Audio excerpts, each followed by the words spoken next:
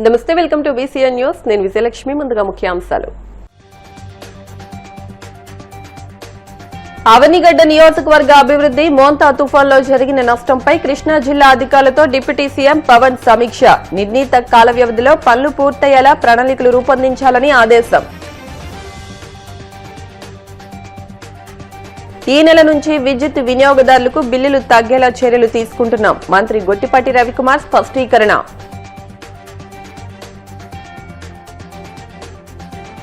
రైతుల సమస్యల పరిష్కారంపై చంద్రబాబుకు చిత్తశుద్ది లేదన్న మాజీ మంత్రి వేణు. ప్రజా సమస్యలపై ప్రభుత్వం బాధ్యతతో వ్యవహరించడం లేదని విమర్శ.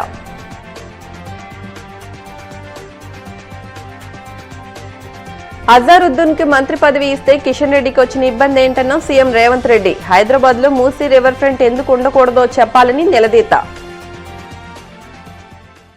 అవనిగడ్డ నియోజకవర్గంలో దీవులుగా ఉన్న గ్రామాల రూపురేఖలు మారే సమయం ఆసన్నమైంది. ఇప్పటి వరకు పడవల మార్గం తప్ప ఎలాంటి రవాణా సౌకర్యం లేని దీవుల గ్రామాలకు రాచమార్గం రానుంది. ఇందుకు కృష్ణానదిపై హైలెవర్ వంతెన నిర్మించనున్నారు. ఈ విషయాన్ని డిప్యూటీ సీఎం పవన్ కళ్యాణ్ వెల్లడించారు. మంగళగిరిలోని క్యాంపు కార్యాలయంలో అవనిగడ్డ నియోజకవర్గ అభివృద్ధి, మోంతా తుఫాన్లో జరిగిన నష్టంపై కృష్ణా జిల్లా అధికారులతో ఆయన సమీక్ష నిర్వహించారు. నదిపై నిర్మించే హైలెవెల్ వంతెనకు దీవులు ఉన్న గ్రామాలను అనుసంధానం చేయాలని నిర్ణయించారు. ఈ వంతెన నిర్మాణానికి ప్రభుత్వ నిధులతో పాటు సాస్కీ పథకం నుంచి నిధులు మంజూరు చేస్తామని పవన్ వెల్లడించారు. కేంద్ర ప్రభుత్వ సహాయంతో అవనిగడ్డ పరిధిలోని అవుట్ఫాల్స్ లూయిజ్లను పునరుద్దరిస్తామన్నారు. నిర్ణీత కాల వ్యవధిలో పనులు పూర్తయ్యేలా ప్రణాళికలు రూపొందించాలని అధికారులను ఆదేశించారు. విద్యుత్ వినియోగదారులకు ఈ నెల నుంచి బిల్లులు తగ్గేలా చర్యలు తీసుకుంటున్నామని మంత్రి గొట్టిపాటి రవికుమార్ పేర్కొన్నారు. గత ప్రభుత్వ హయాంలో బిల్లుల్లో ఎఫ్పీపీపీ ఛార్జీలు 40 పైసలు అధికంగా వసూలు చేసి పేదలు ఇబ్బంది పెట్టారని గుర్తు చేశారు. వాటిని నవంబర్ నుంచి 13 పైసల వరకు తగ్గిస్తుండటంతో వినియోగదారులకు ఆర్థిక మేలు చేకూరుతుందని వెల్లడించారు. అనకాపల్లి జిల్లా మాడుగాల నియోజకవర్గం చౌడవాడ కింతలోని నూతనంగా నిర్మించిన విద్యుత్ ఉప కేంద్రాలను ఆయన ప్రారంభించి మాట్లాడారు. రాష్ట్రంలోని 11 జిల్లాల్లో 250 కోట్లతో 69 విద్యుత్ ఉప కేంద్రాలు నిర్మిస్తున్నామని చెప్పారు. 20,000 ఎస్సీ ఎస్టీ లబ్దిదారుల ఇళ్లపై సౌర విద్యుత్ యూనిట్లు ఉచితంగా ఏర్పాటు చేస్తామని ప్రకటించారు. విద్యుత్ ఘాతకానికి గురై మృతి చెందిన 2 కుటుంబాలకు 5 లక్షల రూపాయల చొప్పున చెక్కులు పంపిణీ చేశారు.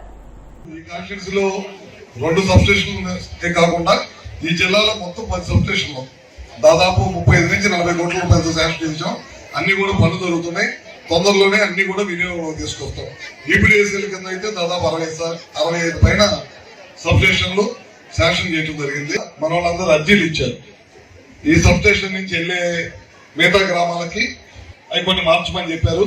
అదేవిధంగా ఈ గ్రామంలో ఎప్పుడో 40-50 సంవత్సరాల కింద వేసింది అవన్నీ కూడా జాగ్రత్త చేయమని చెప్పి అడిగారు. ఎందుకంటే సబ్స్టేషన్ కట్టాం కానీ పవర్ కూడా గ్రామాల్లోకి రావాలంటే ఇంకా కేబుల్స్ కానీ వైర్లు కానీ ఇవన్నీ కూడా బాగుండాలని మనకు ఆర్టీసీ స్కీమ్ అని ఒక స్కీమ్ ఉంది. Central government, state government. Central government 60%, state government 40% డబ్బులతో ఈ కార్యక్రమాలు చేస్తాము. రాష్ట్ర వ్యాప్తంగా చాలా పెద్ద ఎత్తున చేస్తున్నాం. ఆ పరిధిలో ఏ గ్రామం కూడా ఉందని చెప్పి ఎస్సీ గారు చెప్తా ఉన్నారు. అది కనుకుంటే వ్యవసాయానికి సపరేట్ చేస్తాం. మనం వ్యవసాయానికి సపరేట్ చేసి 9 గంటలు ఇస్తాము. గ్రామానికి వచ్చేసరికి 24 గంటలు ఇస్తాం. వాటిలో ఎంత అవకాశం ఉంటే అంత మార్చేసి మొత్తం ఎక్కడైతే కండక్టర్ బాగా పాత కండక్టర్ ఉండే ఇబ్బందిగా ఉందో, స్తంభాలు ఇరిగిపోయే ఇబ్బంది ఉందో దీంట్లో పెట్టుకుని 100% కంప్లీట్ చేసి దానికి మనకి ఆర్టీఎస్ఎస్ కొంత అయితే కొంత కవర్ కాదు. కానీ గ్రామాన్ని 100%, ఎందుకంటే 1200 ఓట్లు 1200 జనాభా ఉన్న ఊరు కాబట్టి ఇమీడియట్ గా మొత్తం చేద్దాం. కొద్దిగా అవసరమైతే మన డిస్కమ్ చేతిలో నుంచి అయినా చేసినా సరే ఈ గ్రామాన్ని 100% చేయాలని చెప్పి మన అధికారులు అందరం ఉన్నాం. తప్పకుండా చేస్తామని చెప్పి తెలియజేస్తా ఉన్నాను. మొన్న మధ్య కురిసిన వర్షాలకి, తుఫానికి విపరీతంగా మా కరెంట్ వ్యవస్థ దెబ్బతింటే 24 గంటల నుంచి 48 గంటలు విద్యుత్ వ్యవస్థలో దాదాపు 16,000 స్తంభాలు ఒక 24 గంటల నుంచి 48 గంటల లోపల మార్చిన ఘనత విద్యుత్ వ్యవస్థ అని చెప్పడంలో ఏమాత్రం కూడా సందేహం లేదు. ఎందుకంటే మొత్తం మార్చి ఇచ్చాం. దాదాపు మనకి చిత్తూరు జిల్లా, నెల్లూరు జిల్లా నుంచి దాదాపు 1500 మందిని ఇక్కడ తీసుకొచ్చి ఈ ప్రాంతంలో తుఫాను వల్ల ఎక్కువ రోజులు ఇబ్బంది పడకూడదనే ఉద్దేశంతో మొత్తం మార్పిచ్చి చేయించాం. 5 days ఉన్నారు. వాళ్ళ భార్యని, పిల్లల్ని అందరూ నోరుపెట్టేసి అధికారులందరూ ఇక్కడికి వచ్చి పనిచేశారు అన్నమాట. పనిచేసి అన్ని వ్యవస్థలన్నీ సరిచేసి వెళ్ళిపోయారు. ఇట్లాంటి ఎన్ని కార్యక్రమాలు చేస్తున్నాం. ఖచ్చితంగా ఇందాక 2-3 సార్లు అన్ని సార్లు తిరిగాము. 2-3 విషయాలు మన ఎమ్మెల్యే గారు కూడా చెప్పడం జరిగింది అనమాట. ఈ ప్రాంతంలో ఇంకో సబ్స్టేషన్ కావాలి, ఇంకొన్ని సమస్యలు చెప్పారు. అవన్నీ కూడా చూసే తప్పకుండా ఎక్కడైతే వెనకబడి ప్రాంతం ఉందో ఆ ప్రాంతాలన్నింటిలో కూడా లో వోల్టేజ్ లేకుండా చేయాలనేదే మన ముఖ్యమంత్రి నారా చంద్రబాబు నాయుడు గారి ఉద్దేశం. ఆయన ఏదైతే చెప్పారో తూచా తప్పకుండా 132 సబ్స్టేషన్ దాకా అడిగారు ఒకటి. అంటే దీనికంటే పెద్ద సబ్స్టేషన్, పవర్ యూటిలైజేషన్ పెరుగుతుంది, రోజు రోజుకి పవర్ వాడకం పెరుగుతుంది కనుక తప్పకుండా దానికి తగ్గట్టుగానే పవర్ సిస్టమ్స్ ని పెంచుకుంటూ కోట్లాది రూపాయలు ఖర్చు పెట్టి పవర్ సిస్టమ్స్ పెంచుకుంటా వెళ్తాము. తప్పకుండా పోయినసారి మీరు చూశారు గవర్నమెంట్ లో 9 సార్లు విద్యుత్ ఛార్జీలు పెంచారు. పెంచకపోగా ఇందాక చెప్పాము ట్రూ అప్ ఛార్జీలు అనే భారం విపరీతంగా వేస్తున్నారు. ఆ ట్రూ అప్ ఛార్జెస్ అన్ని కూడా వచ్చే నెల నుంచి తగ్గించే ప్రయత్నం చేస్తున్నాం. 40 పైసలు వేస్తాం ట్రూ అప్ ఛార్జ్ అని చెప్పి. అందులో నుంచి ఫస్ట్ మనం కరెంటు బయట కొనుగోలు చేయటం ఆపేశాం. బయట నుంచి ఎక్కువ శాతం కొనుగోలు చేయట్లేదు. మన దగ్గర ఉన్న దాంతో మనమే ఉత్పత్తి చేసి కరెంట్ ఇచ్చే కార్యక్రమం చేస్తాం. దానివల్ల ఏముందంటే కొంతవరకు ఖర్చు తగ్గిస్తున్నాం. ఖర్చు తగ్గించి ఫస్ట్ 13 పైసలు తగ్గించాలనుకున్నాం. వచ్చే నెల బిల్లు మీకు అందరికి కూడా కనపడింది. ముందే ఎక్కువ చేస్తే మీరు బిల్లు కనపడలేదు కదా అనుకుంటారు, నేను చెప్పట్లేదు. వచ్చే నెల నుంచి మీకు నవంబర్ నుంచి మనకి బిల్లుల్లో కనపడతా ఉంటుంది. అప్పుడు మన అధికారులు వచ్చి మీకు తెలియజేస్తారు. ఇట్లా మంచి సంస్కరణతోటి తీసుకొస్తా ఉంది ఈ ప్రభుత్వం. తప్పకుండా రాబోయే రోజుల్లో ఇంకా ఈ కాన్స్టిట్యున్సీకి సంబంధించి కానీ ఈ జిల్లాకు సంబంధించి ఏదైతే అవసరం తప్పకుండా మా డిపార్ట్మెంట్ తప్పకుండా చేస్తామని చెప్పి కూడా సభాముఖంగా మీ అందరికీ తెలియజేస్తాం. 4వ ముఖ్యమంత్రి అయినా ఇప్పటికీ వ్యవసాయం దండగా అనే ఆలోచనలోనే చంద్రబాబు ఉన్నారని, ఆయన పాలన చూస్తే ఎవరికైనా అదే అర్థమవుతుందని వైసీపీ తూర్పు గోదావరి జిల్లా అధ్యక్షుడు మాజీ మంత్రి చెల్లుబోయిన వేణుగోపాలకృష్ణ విమర్శించారు. తాడేపల్లిలోని వైసీపీ కేంద్ర కార్యాలయంలోని మీడియాతో మాట్లాడుతూ రాష్ట్రంలో 60% పైగా ప్రజలు వ్యవసాయంపై ఆధారపడి జీవిస్తున్నా రైతు సమస్యల పరిష్కారం పట్ల ప్రభుత్వం చిత్తశుద్దితో వ్యవహరించడం లేదన్నారు. మోంతా తుఫానుతో రైతులు తీవ్రంగా నష్టపోయి కన్నీళ్లు పెట్టుకుంటే చంద్రబాబు విదేశీ పర్యటనకు లోకేష్ క్రికెట్ మ్యాచ్లు చూడటానికి దేశ విదేశాల్లో తిరుగుతూ ఎంజాయ్ చేశారని ఆగ్రహం వ్యక్తం చేశారు. వారి విదేశీ పర్యటన, రైతు కన్నీరు, దానితో వారి తనయుడు లోకేష్ గారు ఇక్కడైతే క్రీడా వీక్షణ. మూడోది కూటమిలో జనసేన నాయకులు పవన్ కళ్యాణ్ గారు, వారి నియోజకవర్గంలో అత్యధికంగా ఆ తుఫాను ప్రభావానికి జనాలు అల్లాడిపోయారు. వారు పర్యటించినటువంటి పరిస్థితులు.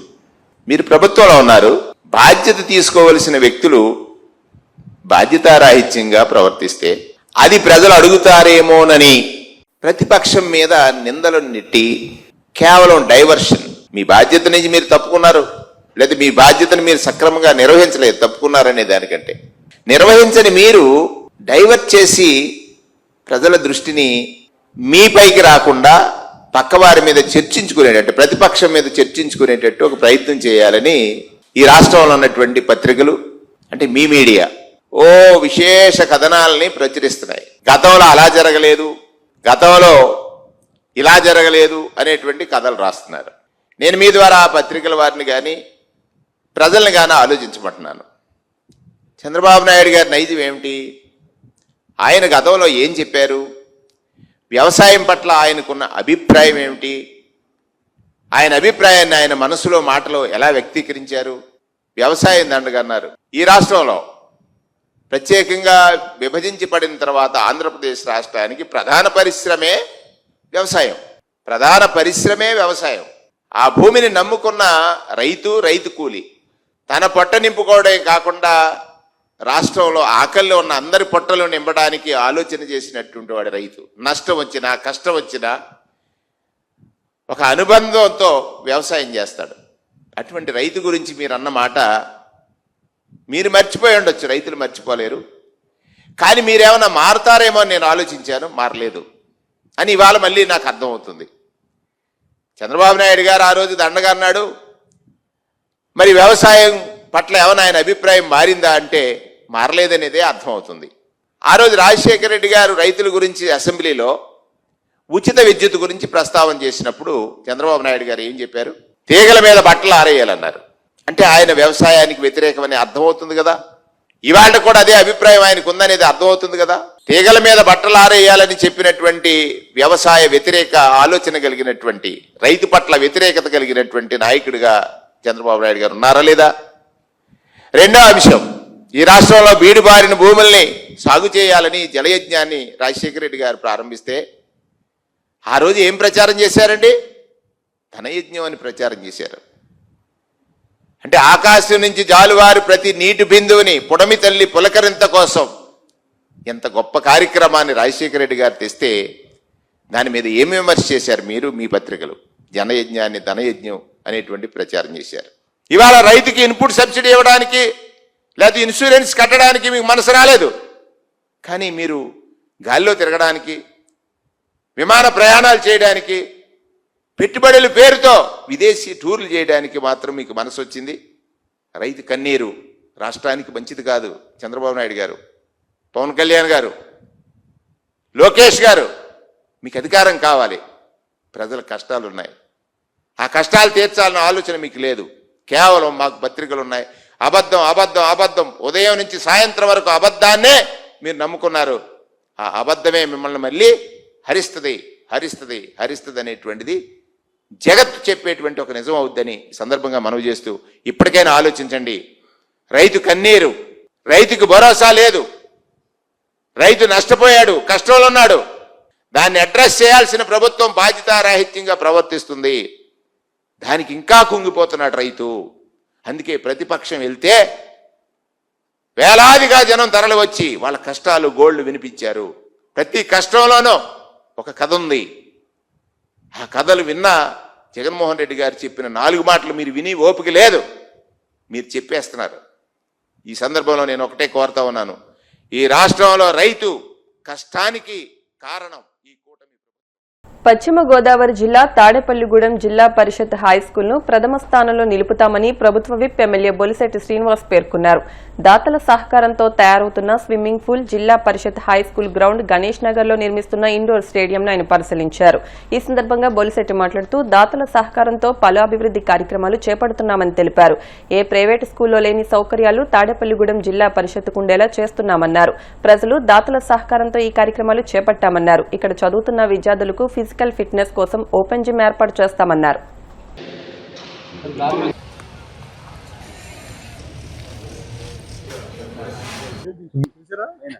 అల్లేరనే కనబడ మన హై స్కూలు తాడేపూడిలో నడిబడిలో ఆ రోజు పేదల సత్యనారాయణమూర్తి గారు ప్రజల సహకారంతో మరి ఆయన సహకారంతో ఈ హై స్కూల్ నిర్మించుకోవడం, ఎంతో మంది ఇక్కడే చదివి ఉద్యోగాలు చేసిన వ్యక్తులు ఉన్నారు. ఇదే పాఠశాలని పాడుపడిపోయే దిశ నుంచి మళ్ళీ దీన్ని బాగా చేయాలని నడుము కట్టి ఇక్కడ హెడ్ మాస్టర్ గారు సలహా మీద మా తమ్ముడు ఎన్వి సత్యనారాయణ గారు, వాళ్ళ మిత్ర బృందం అంతా కూడా దాదాపు 100 మంది కష్టపడి పనిచేస్తూ ఉన్నారు. అంటే కూలీల కంటే హీనంగా పనిచేస్తూ ఉన్నారు. చెప్పండి, చాలా మంది తెలీదు, చాలా లూజుగా మాట్లాడే వ్యక్తులు ఈ సమాజంలో ఉన్నప్పుడు బాగు చేయడం చాలా కష్టంగా ఉంది. ఇవాళ ఈ స్కూల్ ఇదివరకు ఎలా ఉండేది, ఇప్పుడు ఎలా ఉండేది అనేది ఒకసారి బెరీజ్ వేసుకుంటే ఏ ప్రైవేట్ స్కూల్లో లేనటువంటి సౌకర్యాలు ఆంధ్ర రాష్ట్రంలో తాడేపల్లి ఒక్క స్కూల్లో ఉన్నట్టు అది తాడేపల్లి జడ్పీ స్కూల్ అనే దాంట్లో ఏమాత్రం సందేహం లేదు. ఎందుకంటే దీనికి మా డబ్బులు కాకుండా ప్రజల సహకారం కూడా ఎవరి మట్టుకాళ్ళకి వచ్చి మేము కూడా మీతో పాటు, మేము సైతం మీతో పాటు ఈ స్కూల్ డెవలప్మెంట్లో ఉన్నాను వచ్చినటువంటి అందరూ కూడా దాతలందరూ కూడా